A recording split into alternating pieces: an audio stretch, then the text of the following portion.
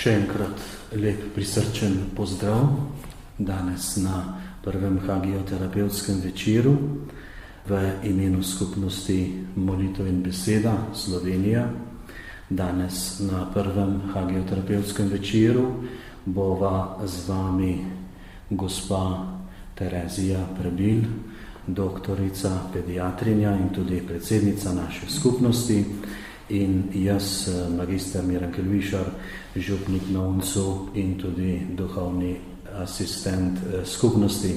Ko vstopamo v leto vere, je potrebno poudariti, zakaj smo se v skupnosti odločili, da širšemu krogu ljudi ponudimo hagioterapevtske večere. Najbrž vam je vsem znano, da se v tem času v Rimu odvija tudi škofovska konferenca o evangelizaciji, ki jo je sklical sedanji papež Benedikt XVI. In kot veste, sta evangelizacija in hagioterapija po načinu profesorja Tomislava Ivančiča iz Zagreba, karizmi in poslanstvo, ki je lastno tudi naši skupnosti. Kaj je cilj evangelizacije?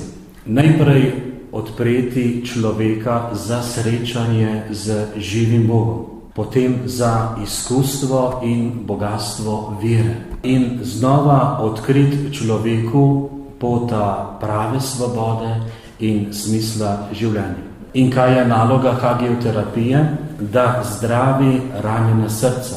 In ker je hagioterapija ravno sad izkustva vere, ki premaga svet, smo se odločili, da v tem letu vere z vami delimo to njeno bogatstvo, da bomo vsi bolj duhovno, moralno zdravi, srečni in svobodni. V molitvi smo se nekako odprli svojemu stvarniku in imenovali smo ga dobrota. Zato bomo danes skušali slediti vsebini te besede, se z njo srečati, o njej razmišljati, jo spoznavati, se odločati in na koncu udejanjati to dobroto. Dobrota je neizmerna, široka, kliče po nas, po naših delih, prepolna vsebin in neverjetno, kolikokrat jo izgovarjamo in vsakič nam pove nekaj novega. Dobrota ni nekaj, kar smo si rekli, da moramo delati nekaj dobrega. To so besede, ki niso zadosti, če so izrečene samo iz ust. Beseda dobrota prihaja iz srca, prihaja iz središča naše osebe, prihaja od tam, kjer biva naš stvarnik, ki je dobrota, ki je v nas položil to dobroto, ki po njej v nas živi in se po njej in v njej z njim srečujemo. Če imamo mi v svojem življenju cilj, nek projekt svojega življenja, obdanega z dobroto, izpolnjenega z dobroto, potem naše življenje ne more teči samo na psihofizični ravni, ker dobrota je duhovna dimenzija. To je dimenzija Boga, to je dimenzija večne eksistence, iz katere smo prišli, iz katere smo se rodili. Rodili smo se iz dobrote. Stvarnik nas je ustvaril iz svoje presežnosti. Če smo svoj življenjski projekt vanj gradili dobroto oziroma ga obdali z njo, potem torej živimo na duhovni ravni. Naš korak je usmerjen in odprt v večnost. Naš korak, naše življenje ni minljivo, v dobroti postaja nesmrtno. In v takem načinu življenja, živeti v dobroti, zmoremo v sebi aktivirati vse duhovne moči, ki so v nas položene. Naša duhovna dimenzija postaja živa, se aktivira in postaja življenje, postaja dar nam samim, vir moči, optimizma, veselja in postaja in je dar vsemu stvarstvu in vsakemu človeku, ki se z njim srečamo, z dobroto v srcu, z odprto dlanjo, s prijaznim nasmehom, z darom za uboge.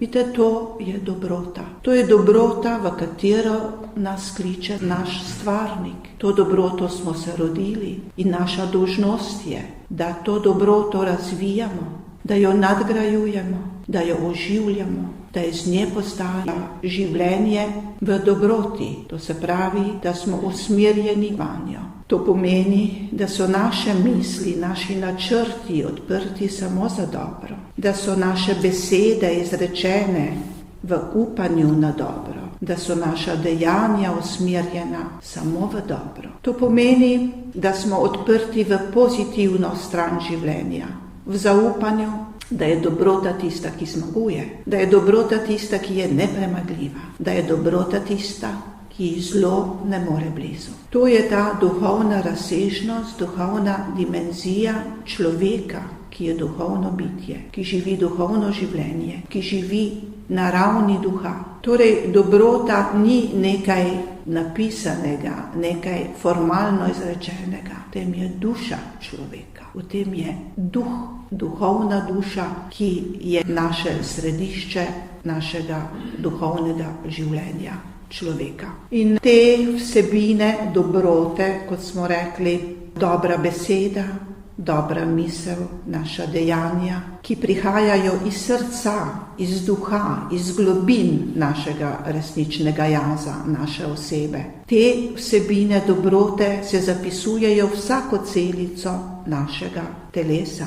To so ugotovili nevroznanstveniki in ugotovili, da je s tem, ko naše celice sprejemajo ta element dobrote vase, ki se zapisujejo vanje, nekako regenerirajo te celice, jim dajejo moč, jim dajejo vitalnost, jih obnavljajo. Medtem, če se pa prepustimo manjku te dobrote, to se pravi negativnemu, če se obrnemo stran od dobrote, jo ne sprejmemo v svoje življenje, v svojo resničnost vsakdanjika, takrat pa se zapisuje v celice, tako so ugotovili nevroznanstveniki, ta negativna vsebina, ki celice razgrajuje. To se pravi, če se odpiramo dobroti, se odpiramo življenju, če se odpiramo negativnim vsebinam, takrat se celice našega organizma nekako uničujejo oziroma kot da jih ta negativna vsebina ubija. To je življenje, ki ne le, da ga mi skušamo prav na ta način, ampak ga tudi intelekt človeka uspe nekako izraziti in na sebi lasten način z ugotovitvami posredovati kot nek dokaz, kot nek material, ki nam torej spregovori o tej moči dobrote, ki je torej duhovna moč, ki je moč našega stvarnika, ki je ena izmed transcendentalov, ki so resničnost večne eksistence. Torej mi vemo, da je Bog stvarnik, ki je dober, ki je dobrota, ki je resničnost, ki je ljubezen, ki je lepota in celovitost. In ta dobrota je ena izmed teh transcendentalov, ki pravzaprav se pretaka iz svoje vsebine in ne moreš imeti dobroto brez ljubezni, kot ne moreš imeti dobroto brez resnice, ker potem to ni dobrota. Vse to skupaj nekako daje neko duhovno lepoto v tej celovitosti življenja, v katerem se dogaja dobrota. Morda bi kdo rekel, sej dobroto poznam. Seveda jo poznamo, ampak pokazati vire, sadove njenega delovanja, zato je na nek način zelo sicer preprosto in je danemo vsakemu človeku. Po drugi strani, pa če se človek resnično poglobi v te duhovne resničnosti, živeti v dobroti, nekako ostrmiš in ne moreš verjeti, kakšne razsežnosti zavzame in kaj pomeni ta dobrota za vsakega posameznika in kaj pomeni ta dobrota pravzaprav za celotno človeštvo.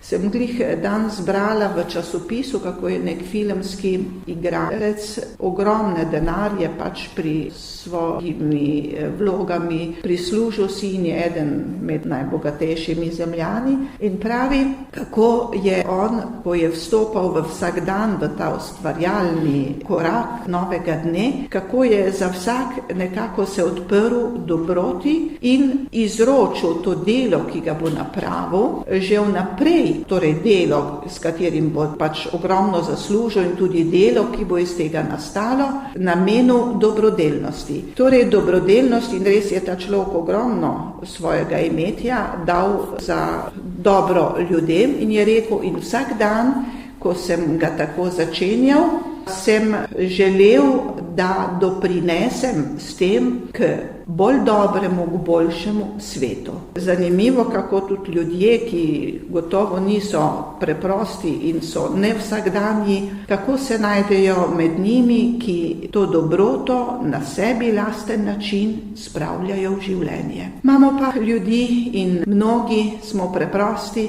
in živimo to preprosto dobroto. Mi vemo, kako je pravzaprav dobrota materinega srca.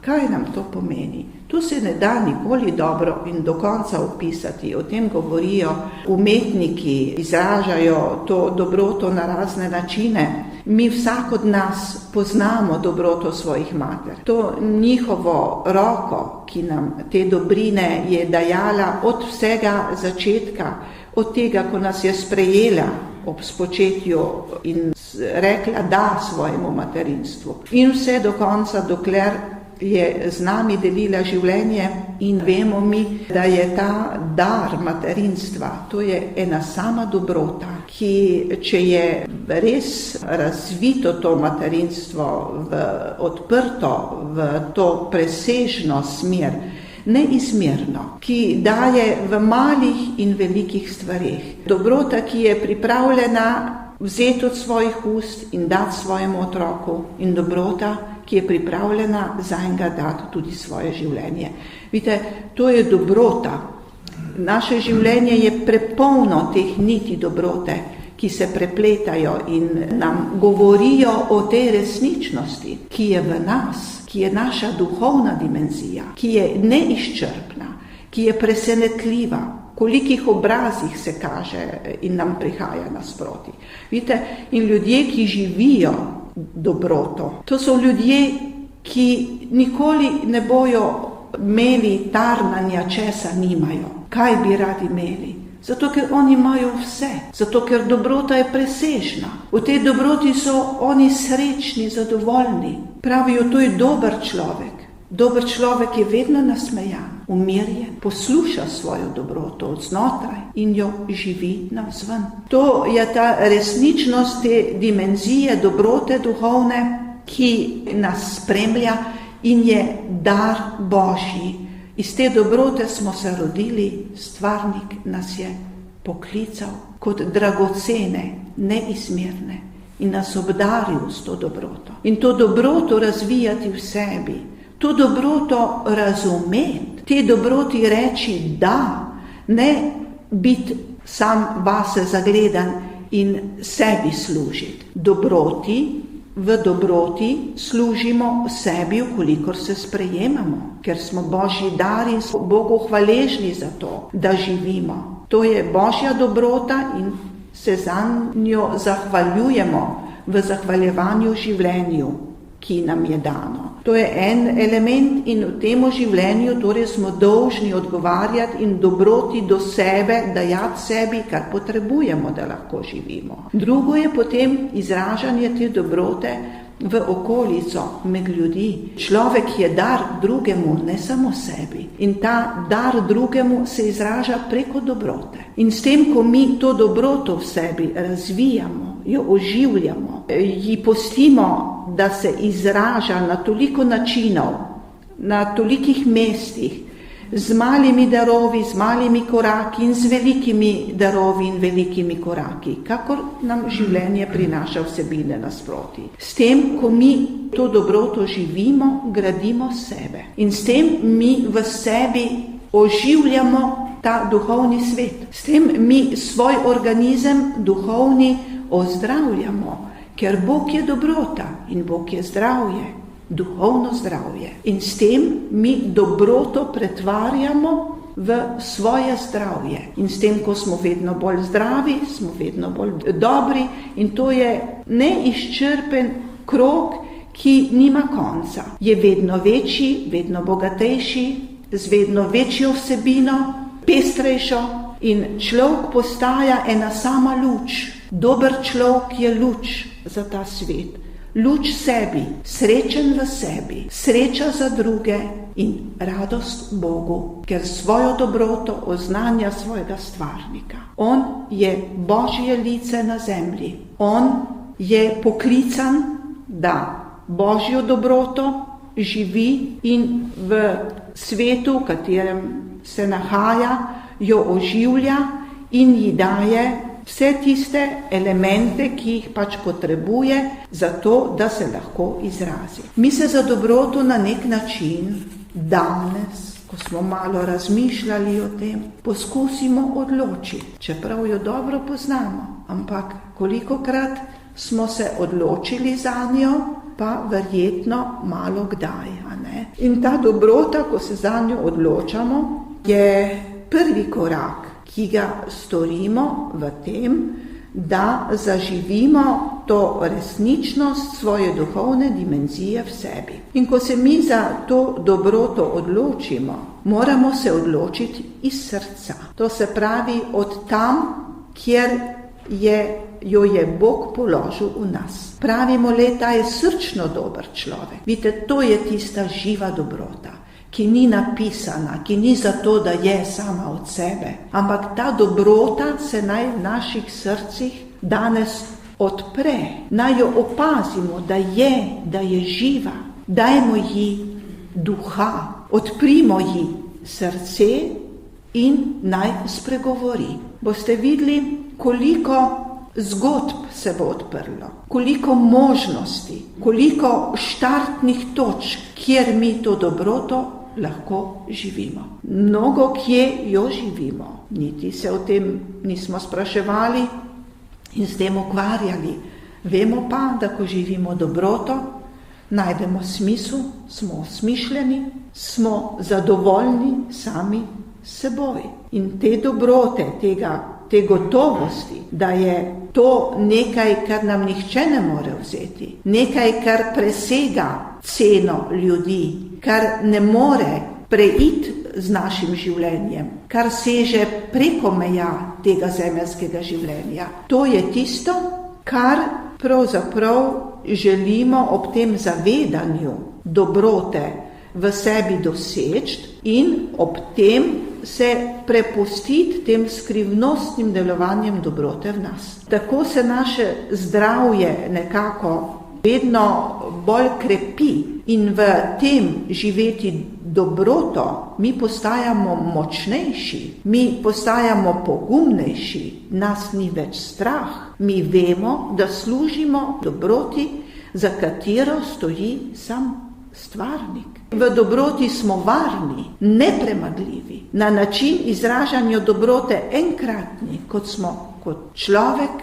original, enkratni. Torej, odločiti se za dobroto pomeni odpreti vrata enemu močnih zdravil za našo duhovno dimenzijo, za naše duhovno zdravje. To pomeni imeti dobroto v svojem srcu, torej jo živeti, ji slediti, se ji odzivati, se za njo zahvaljevati in za vse tisto, kar z dobroto pride dobrega na ta svet po nas, ki smo poklicani v to, da jo živimo, da jo nosimo, da jo trosimo okoli in tako dajemo svetu svoj prispevek za boljši in lepši jutri, za resnico, ki jo tako želimo za lepoto sveta, nad katero se tolikokrat, oziroma ki jo tolikokrat iščemo, pa je ne vidimo in ne najdemo. In zato edinost z Bogom, stvarnikom, ki je dobrota, v resnici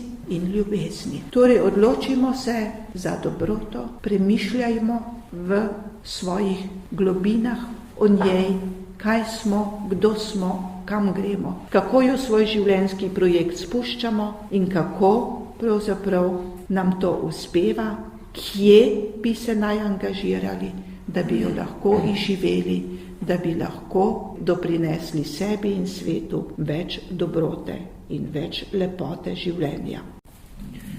Morda čisto kratko pričevanje glede na vse to, kar je gospa Cvetka povedala, da nekako nam postane še bolj jasno, kako dejansko dobrota v življenju deluje zares kot zdravilo.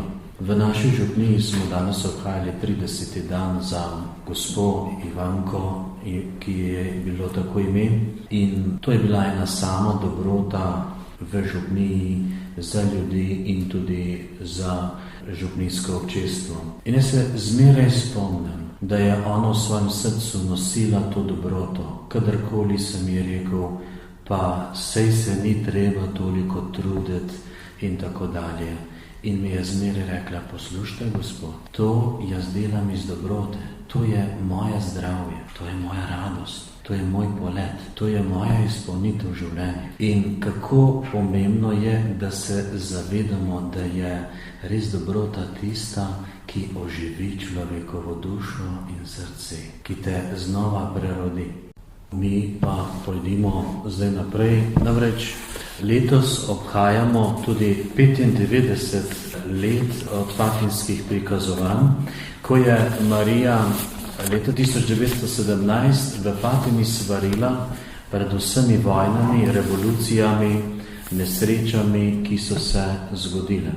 Če pogledamo 20. stoletje, ki je zaradi modernega ateizma in njegove bojevitosti postalo polno trpljenja in zla, prelivanja krvi, pobojev, potem nasilja, korupcije, zlorab, prevar na raznoterih področjih življenja, ubijanja nerojenih otrok, polno izseljevanj, sovraštva, maščevanja.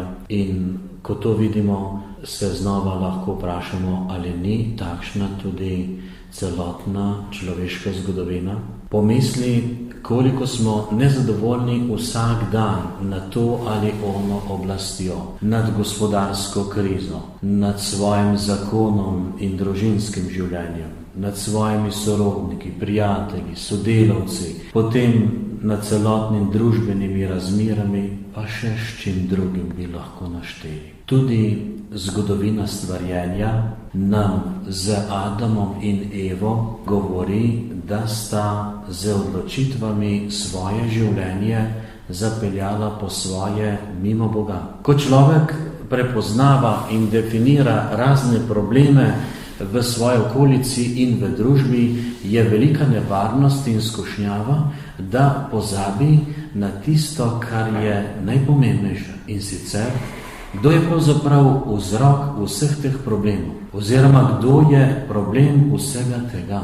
Človek sam je ta problem. Grška beseda antropos pomeni po eni strani človek, po drugi strani pa pomeni tudi gledati proti nebu. Ko se človek zazre in gleda v življenju proti najvišjemu, ter mu zares v življenju iskreno sledi, tedaj se lahko šele ti dvigneš nad to zemljo. Tedaj ti odkrivaš, da si ustvarjen za nekaj večjega in višjega, kot ti narekuje in diktira ta svet vsak dan. Samo tedaj ti lahko postaneš svoboden, zares srečen, moralen, duhovno zdrav. Tedaj lahko zmoreš ti presegati samega sebe, pa tudi trpljenje, zlo, nevarnosti tega sveta, tako lahko postaješ ti in ta svet lepši, boljši in srečnejši. In zato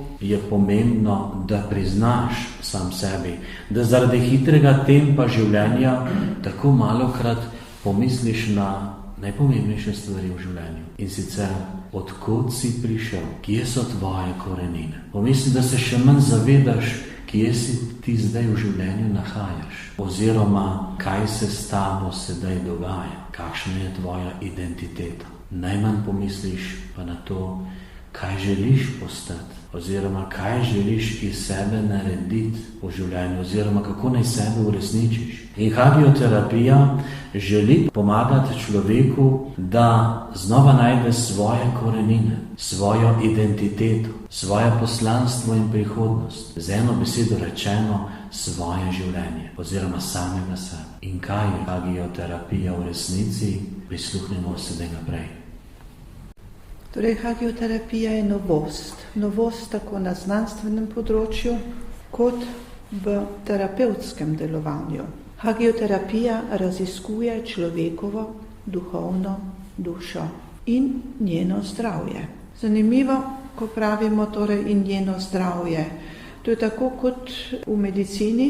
Najprej spoznaš človeka, človeško telo, torej raziskuješ, iz česa je sestavljeno, torej anatomijo, potem kako deluje. Vidite, eni taki podobni koraki so tudi pri hagioterapiji. To se pravi, ta korak je raziskovanje, ki je pripeljalo do zaključkov, da je ta človekova duhovna duša težko bolna, da je poškodovana, da trpi, da se izraža ta njena bolečina na toliko načinov, da je lahko samo ranjena, lahko je zelo bolna, lahko je na smrt bolna. Vse to so raziskovanja pokazala in torej iz tega sledi, da so v poteku spoznavanja hagioterapije najprej treba spoznati sestavo duhovne duše, kaj duhovna duša torej je, potem spoznati njeno delovanje, stopiti v izrazne oblike bolezni, patologije in potem pristopiti k zdravljenju. Ker je hagioterapija zdravljenje duhovne duše in jo torej zanima duhovna duša in njeno zdravje, torej iz tega vidika nekako se izbirajo in pristopajo na različen način pomoč, torej duhovna pomoč k različnim boleznim, različnim oblikam trpljenja, na njim lasten način, ki je lasten vsakemu posamezniku, njemu kot originalni osebi, samo njemu. Torej, to ni nek pavšal, ki bo za vse veljal, ne? Zato imamo v hagioterapiji neke splošne informacije in potem imamo individualno zdravljenje. To je tako kot v somatski medicini, ne? Tu se obravnava pacient, bolnik iz duhovnega področja, torej pacienta, ne? Kot posameznik s specifičnim načinom pristopa z diagnozo in zdravljenjem. Predmet raziskovanja smo rekli, da je duhovna duša. Kaj pa je to duhovna duša? Iz knjige Stvarjenja in katekizma katoliške cerkve nam je povedano, da je stvarnik naredil človeka tako, da je iz zemlje naredil telo in nato vdihnil njegove nosnice življenjski dih. To se pravi, da že tisto, kar je že bilo ustvarjeno, je on svoj dih, svoj dah, svojega duha vdahnil v to že ustvarjeno vsebino, ki jo je sicer tudi on ustvaril. Torej, to je ta dimenzija duha, tretja dimenzija človeka, ker vemo, da je človek telesno, psihično in duhovno bitje. Naš stvarnik ob spočitju vsakemu človeku nekako vdahne duhovno dušo. In ta duhovna duša prepoji, prežema človeka v njegovem telesu in v psihi. To je torej človek s svojo duhovno dušo in specifičnostjo duhovne dimenzije, ki je lastna samo človeku. Samo človek ima duhovno dimenzijo in duhovno dušo in potem je človek. Zato je tudi to, kot smo rekli, mi ko zdravimo, oziroma ko smo asistenti pravzaprav, se ne zdravimo mi, ampak odpiramo in nekako te korake spremljamo ljudi, nam je jasno, da telesne bolezni ne zdravimo in vsakomor mora biti to jasno. Duševnih bolezni ne zdravimo, zato ker naše delo, naša pomoč je na duhovnem področju. Ampak pristopamo in ljudem pomagamo na poti k zdravju na duhovnem področju njihove duhovne duše, na duhovni dimenziji. In to pomeni hagioterapija v svojem izrazu. Hagio pomeni svet, terapija, zdravljenje. Torej, zdravljenje svetega v človeku. Torej je duhovna duša svetost človeka. To je ta Božji dah, ki je v nas, ki penetrira, ki je v vsaki celici človeškega telesa, ki prežema vso psiho. Zato mi vedno pravimo, da psihični bolniki morajo svojo terapijo nadaljevati, ker oni so psihični bolniki, če imajo psihiatrično diagnozo. To se pravi, oni se morajo psihiatrično zdraviti dalje. Če imajo telesne težave, morajo zdravila za telesne bolezni uživati dalje.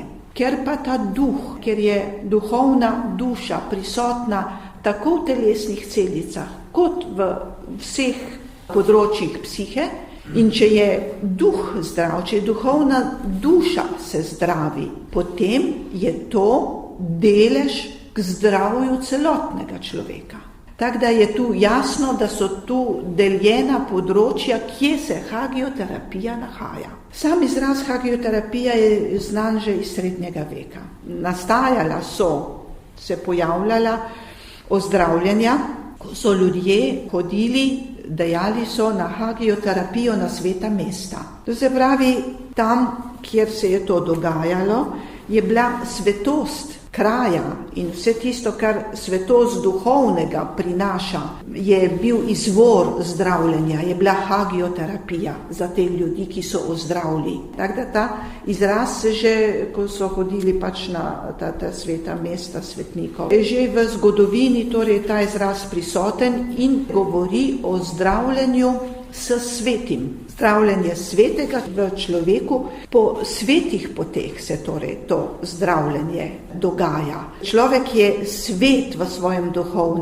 svoji duhovni duši in se mora s svetimi sredstvi, z božjimi sredstvi zdraviti njegova duhovna dimenzija, njegova duhovna duša. Zato je ta specifika zdravljenja pri hagioterapiji tako izrazita in tako neenaka drugim zdravljenjem, ker je pač duhovna. To je duhovno zdravljenje, duhovne dimenzije oziroma duhovne duše človeka, kar sem že prej na vsem začetku povedala, kako pravzaprav je človek na 3 področjih živi kot človek, pa vendarle je celovit. Tako kot je v vsakem prstu si ti svojo psiho, svojo funkcijo telesa in svojo dušo. To je tvoj duhovno dušo. To je tvoj jaz, to si ti kot oseba. Tako celovit je človek. In v to celovitost mi sicer stopamo s svojim zdravljenjem, kolikor je človek v svoji duhovni duši in z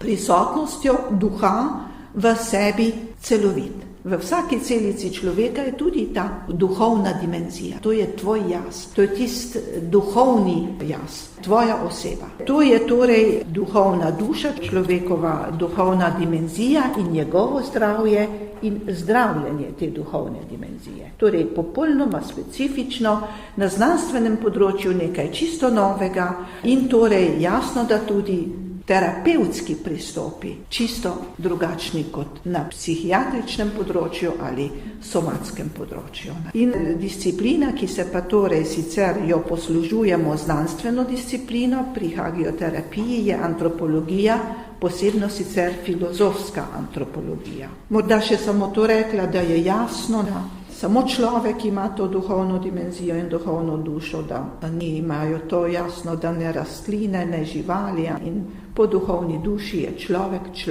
človek krona stvarstva. Dobro, da ne bomo, oziroma da nas ne boste samo poslušali, vas zdaj lepo povabim, da naredimo nekaj praktičnega. Da si vzamete čas za svojega levega in desnega soseda, ga lepo pozdravite zdaj, poglejte ga, predstavite se mu na kratko, razveselite se ga, povejte mu, da je lepo, ker obstaja, da vam je dolg čas v življenju.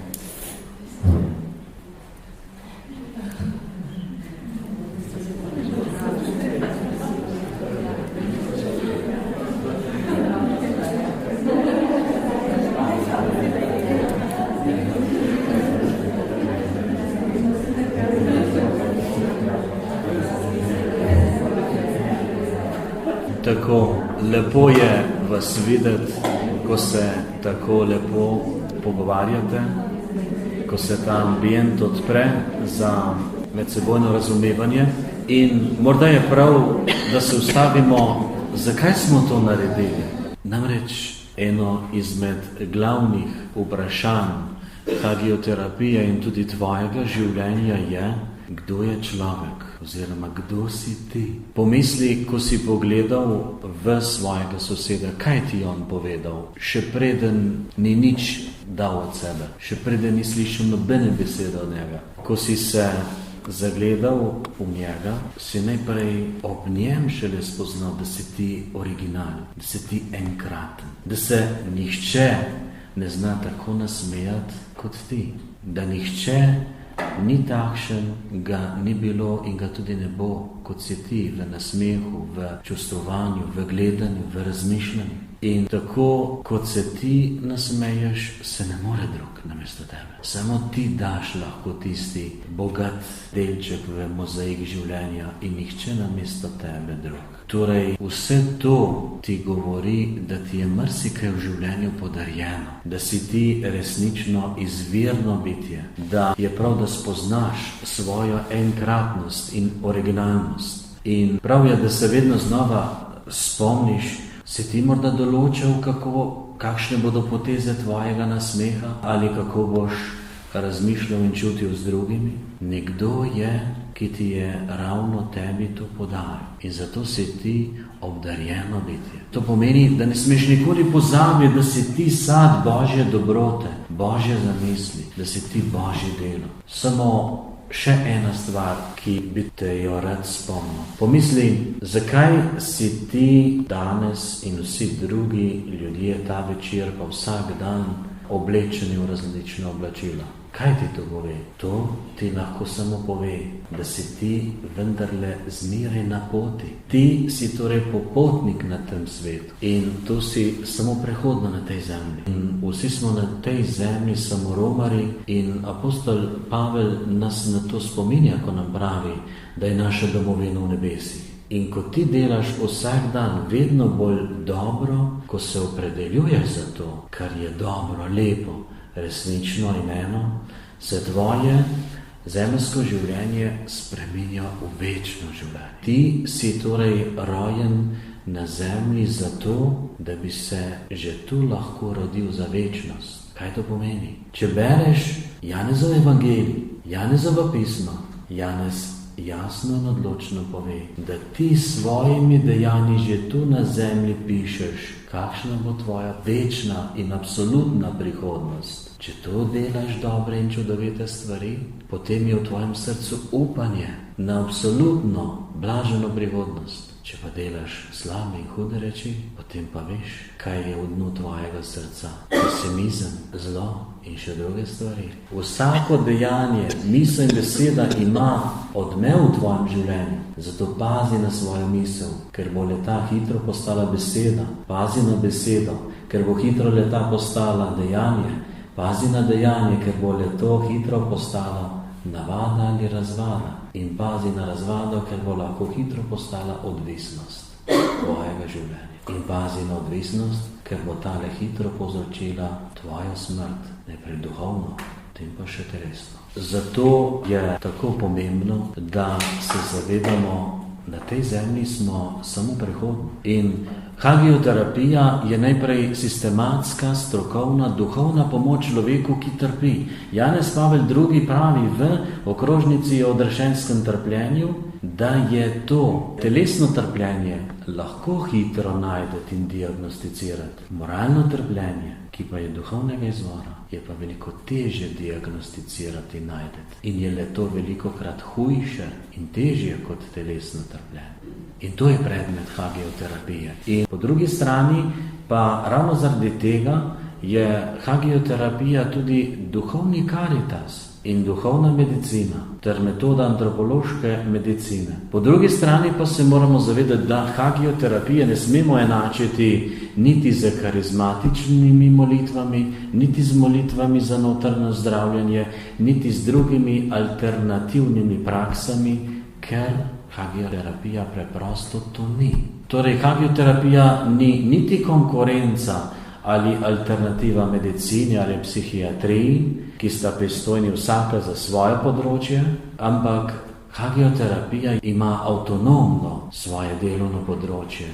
To je človekovo duhovno področje ali njegova duhovna dimenzija. In če na kratko povzamemo to naše srečanje, sedaj si na kratko slišal, kaj vse je in kaj ni hagioterapija. Nemški teolog Erwin Dirscher pravi, da ima današnji človek en velik problem. Problem z nepreglednostjo. Namreč pravi, da človek na vseh področjih je tako zasut z mnogimi informacijami in stvarmi, da ne zmore več odkriti, kaj je res bistveno in najbolj potrebno na določenem področju, kjer se nahaja. In kdo si ti?